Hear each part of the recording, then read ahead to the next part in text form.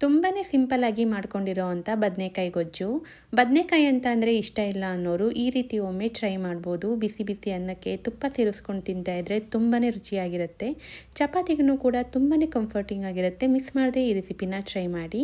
ಮೊದಲಿಗೆ ಒಂದು ಪ್ಯಾನ್ಗೆ 1 ಕಪ್ ಆಗೋಷ್ಟು ಕಡಲೆಬೀಜ, ಧನಿಯಾ, ಬೆಳ್ಳುಳ್ಳಿ, ಜೀರಿಗೆ, ಸಾಸಿವೆ, ಒಣಮೆಣಸಿನ್ಕಾಯಿನ ಸೇರಿಸ್ಕೊಂಡು ಡ್ರೈ ರೋಸ್ಟ್ ಮಾಡಿ ತರತರಿಯಾಗಿ ಪೌಡರ್ ಮಾಡಿ ಎತ್ತಿಟ್ಕೊಂಡಿದ್ದೀನಿ.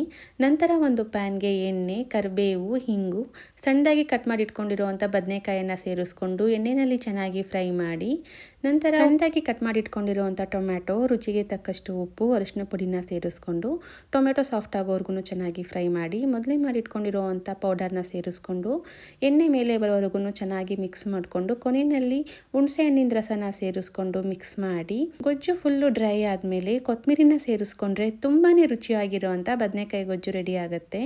ಇದನ್ನು ಬಿಸಿ ಬಿಸಿ ಅನ್ನೋ ಜೊತೆ ಸರ್ವ್ ಮಾಡ್ಕೋಬೋದು.